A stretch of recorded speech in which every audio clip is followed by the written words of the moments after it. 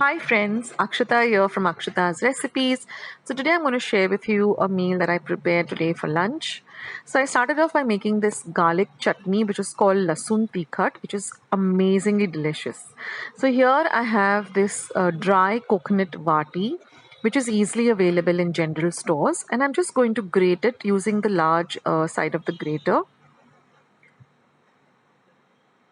So this is called, Kobrachi Vati, and it's easily available in any banya or general store.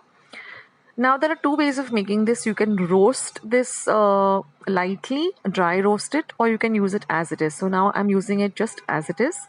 So I'm going to transfer this to my grinder or mixer jar. Generally, I roast it, but you can also add it simply like this. And this has a real long shelf life also, this Lasun Tikhat. Now I'm going to add about 15 small cloves of garlic. Since it's a garlic chutney, so you have a lot of, very strong garlic flavor. Salt to taste. And it has very few ingredients and gets ready also really quickly. And then I'm going to add red chili powder. So I'm going with about 1 teaspoon of red chili powder, and I'm going to add 1 teaspoon of Kashmiri red chili powder because I want that lovely red color. And I'm going to coarsely grind it. So just blitz it. Don't grind it to a very fine paste. It should be a very coarse paste like this. So this is really, really nice. It's like a small accompaniment to any meal, a vegetarian meal. And if you want this to have a real long shelf life, then you need to store this in a nice, clean and dry glass bottle or a steel bottle, and keep it in a nice, cool and dark place. You don't need to refrigerate it, but you can keep it in any, cabinet or pantry. That way it lasts for a long, long time. Now you can have this with any meal. It's just superb. So the next thing I made is called batatachya kachrya, which is made out of raw potatoes. So you don't need to boil potatoes for this recipe. So here I'm using 4 medium-sized potatoes. I've washed them well and wiped them. And now I'm going to chop them in this way. So first you cut them up into half, and then you cut them up like this into threes, and then very thinly slice them just like this. So use a nice sharp knife. The thinner the slices, the more tasty the vegetable, because the potatoes really become nice and crispy. So you wanted something like this. Don't make them very thick. They should be nice and thin like this. And we're going to leave the potato peel or the potato skin for this recipe. Don't take off the peel because that adds to the crispiness of this kachrya. Now this is a very famous Maharashtrian dish, and it's super simple to prepare. It gets ready very, very quickly. In fact, this entire meal that I'm showing you, I completed this in less than 30 minutes.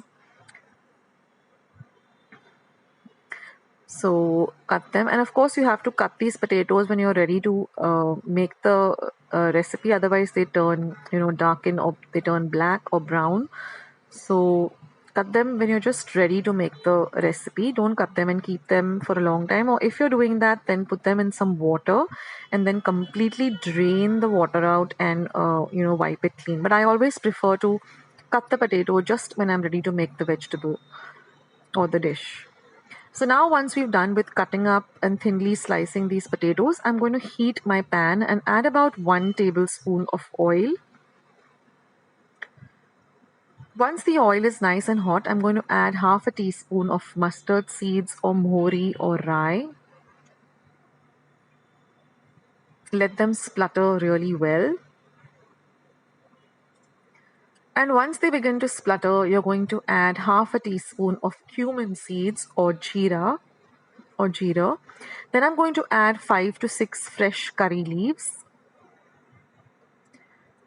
half a teaspoon of asafoetida or hinga, and half a teaspoon of turmeric powder or haldi powder. Next, we're going to add our potatoes and give everything a real good mix. See that this tadka or fodni really coats each and every potato really well. That's very key to getting the recipe really right and perfect. And then you're just going to spread the potatoes in this manner, and then you're going to cover and cook it for about 3 minutes, stirring in intervals. So basically you want these potatoes to really fry in this oil really well. They have to be nice and crunchy and crispy. And now that once the potatoes are cooked, we're going to add 1 teaspoon of red chili powder, or you can add it to taste if you want it more spicy or less spicy, some salt to taste. And I'm also going to add a pinch of sugar, which is about 1/4 teaspoon of sugar. This really brings out the flavor of this dish. Again, mix everything really nicely together.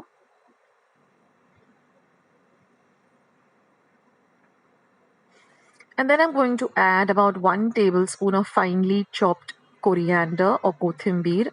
Now I am going to add this kothambir again at the end of the dish as a garnish, but I like to add a little bit of it when I'm cooking the potatoes.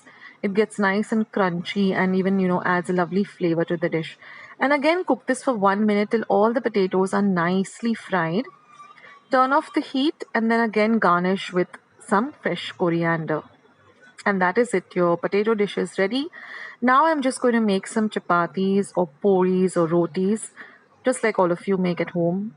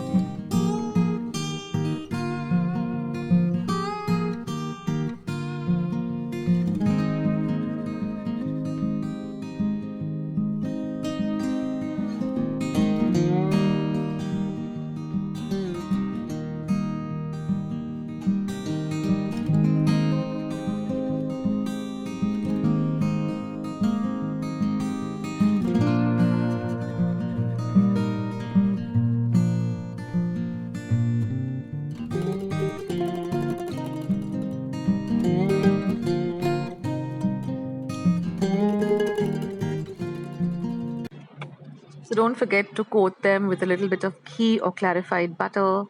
If you want to see how I make my chapatis, I'll leave a link of a recipe. I think I've uploaded it some time ago. And then I'm going to make some lovely homemade buttermilk or tak or chas. So for that, I'm going to add about 3 heaped tablespoons of homemade curd or yogurt. I'll leave a link of how I make my dahi or yogurt at home. It's super simple. I'm going to add some salt to taste, and then I'm going to use this thing called a ravi, which is a wooden whisk. If you don't have this, you can use a regular wire whisk, and just whisk this really well. Now what I do is I count up to 100, just to get it a good whisk. Then I'm going to add about a cup of water. Now this will give me 2 large glasses of tak or buttermilk, or 4 small glasses. So whisk this really well. And I'm going to add half a teaspoon of asafoetida or hinga. Now this is again optional, but it really adds a lovely flavor to this tak. Again, whisk it another 100 times. I mean, counting 100. That way, it gets a really mixed very well. And now I'm just going to pour this into glasses. Now I personally like to strain it, but you can have it without straining it also. And then I'm going to just garnish it with some very finely chopped coriander. And that's your homemade buttermilk. It really, it's great after a nice meal. You feel nice and light and refreshed with it. So that's it, guys. This is what I cooked for lunch, and I thought I'd share this with you. If you want to see more videos like this, then leave your comments and thumbs ups, so that I get to know that you like videos like this and I can keep sharing them with you. Thank you so much for watching today's video, and I'll catch you soon in my next video.